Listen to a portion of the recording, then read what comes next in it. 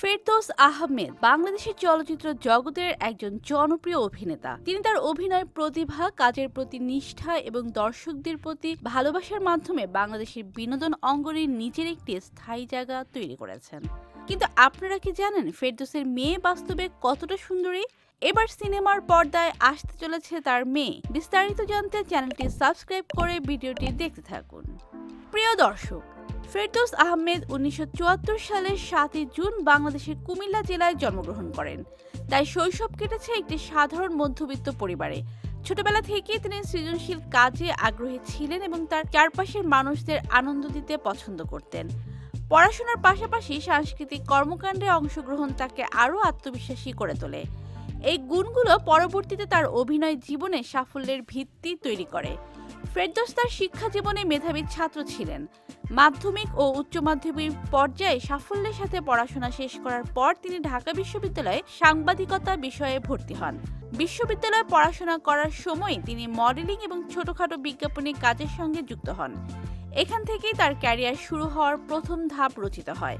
ফেরদৌসের চলচ্চিত্র জগতে পদার্পণ হয় 1998 সালে হুমায়ূন আহমেদের পরিচালনায় নির্মিত হঠাৎ বৃষ্টি ছবির মাধ্যমে।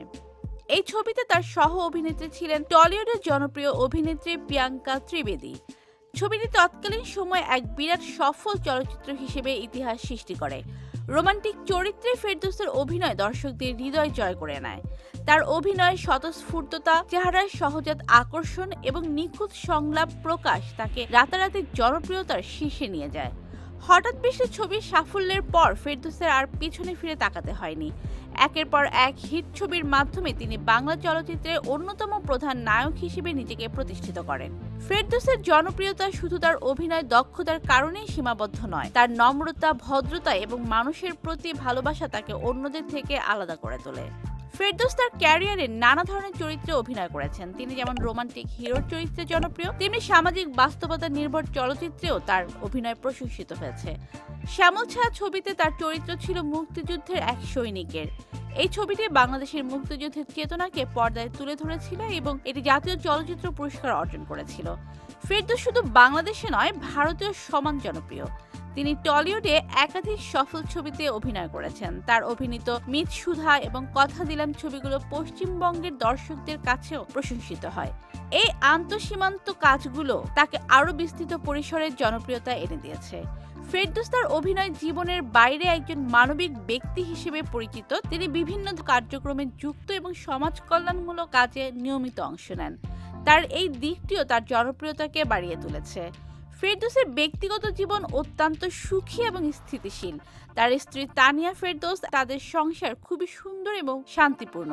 তাদের 2টি মেয়ে রয়েছে, নুজহাত ফেরদৌস ও নুজরান ফেরদৌস। ফেরদৌসের স্ত্রী তানিয়া একজন সহানুভূতিশীল এবং পরিবার কেন্দ্রিক মানুষ। তিনি স্বামীর কাজকে সর্বদা সমর্থন করেন এবং তার পিছনে এক শক্তিশালী প্রেরণার উৎস হিসেবে কাজ করেন। ফেরদৌস বিভিন্ন সাক্ষাৎকারে বলেছেন যে তানিয়ার সহযোগিতা ছাড়া তার পেশাগত সাফল্য অর্জন সম্ভব হতো না। ফেরদৌসের 2 মেয়ে তাদের পড়াশোনা এবং পারিবারিক মূল্যবোধের চর্চায় মনোযোগী। তবে খবর পাওয়া গেছে তার বড় মেয়ে অভিনয় জগতে পা রাখতে চলেছে। খুব শীঘ্রই সিনেমার পর্দায় দেখা যাবে তার মেয়েকে। দেখতে বেশ সুন্দরী ফেরদৌসের মেয়েরা। তো প্রিয় দর্শক, নায়ক ফেরদৌসকে আপনাদের কেমন লাগে কমেন্ট করে জানিয়ে দিন এবং নতুন নতুন ভিডিও পেতে আমাদের চ্যানেলটি সাবস্ক্রাইব করুন। ধন্যবাদ।